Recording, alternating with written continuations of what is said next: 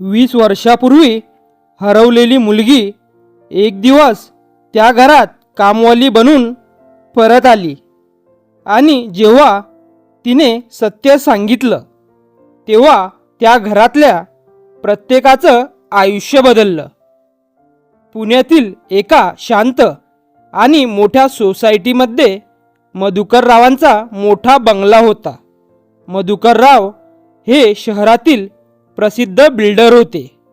त्यांची बायको सुलोचना शांत स्वभावाची होती. त्यांचा एक मुलगा होता, रोहन. घर मोठं, पैसा खूप, पण त्या घरात एक अशी जखम होती जी वर्षानुवर्ष भरली नव्हती. 20 वर्षापूर्वी त्यांच्या घरातून त्यांची लहान मुलगी आरती अचानक हरवली होती. त्या दिवशी सगळं अगदी साधं होतं. आरती अंगणात खेळत होती. सुलोचना स्वयंपाकघरात होती. मधुकरराव ऑफिसला जाण्याच्या तयारीत होते.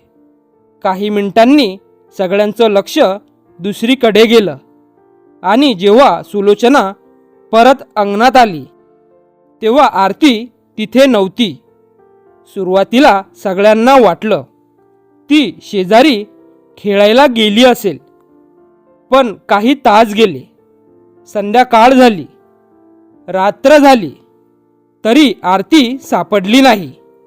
पोलिसात तक्रार झाली, पोस्टर लावले गेले, शहरभर शोध घेतला गेला, पण आरतीचा काहीच पत्ता लागला नाही.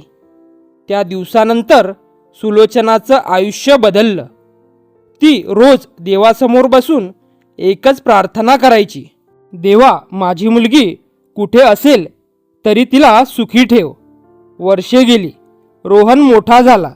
घरात काम करणाऱ्या बायका बदलत राहिल्या, पण आरतीची आठवण कधी संपली नाही. एक दिवस दुपारी दरवाजावर बेल वाजली. सुलोचना दरवाजा उघडते तर बाहेर एक साध्या कपड्यातली बाई उभी होती.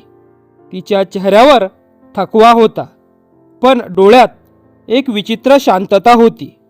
ती म्हणाली, ताई, काम असेल तर द्या, मला घरकाम येतं.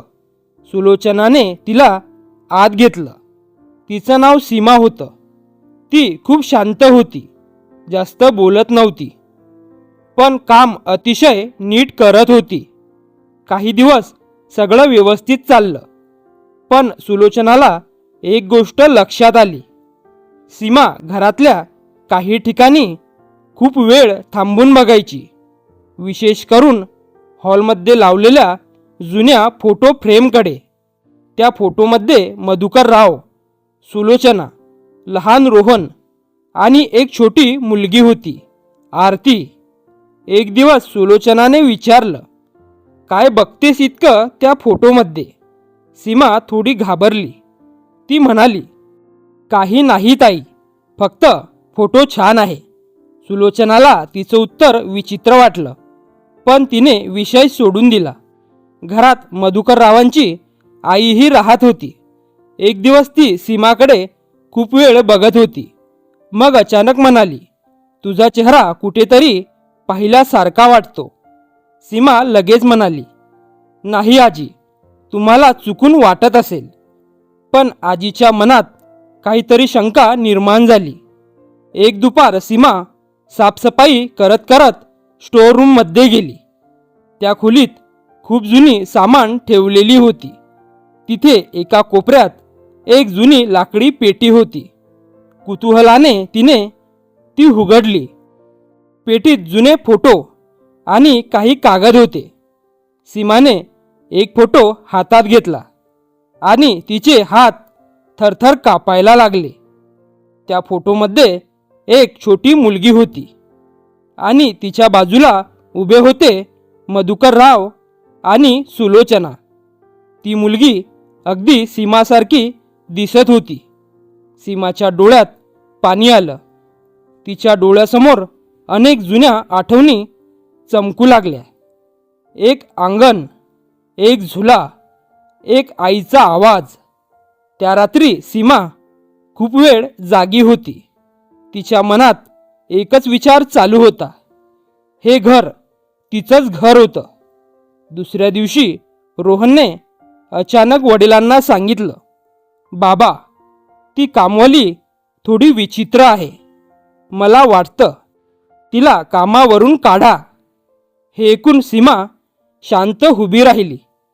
काही क्षणांनी ती म्हणाली, मला काढण्याचा अधिकार तुम्हाला नाही. सगळे तिच्याकडे आश्चर्याने पाहू लागले. मधुकरराव रागाने म्हणाले, काय म्हणलीस? सीमा शांत आवाजात म्हणाली, कारण हे घर माझंही आहे. घरात सन्नाटा पसरला. सुलोचना हळू आवाजात म्हणाली, काय बोलतीयस तू? सीमाच्या डोळ्यात अश्रू आले. ती म्हणाली, मी सीमा नाही, मी आरती आहे. त्या क्षणी जणू वेळ थांबली. सुलोचनाच्या हातातून पाण्याचा ग्लास खाली पडला.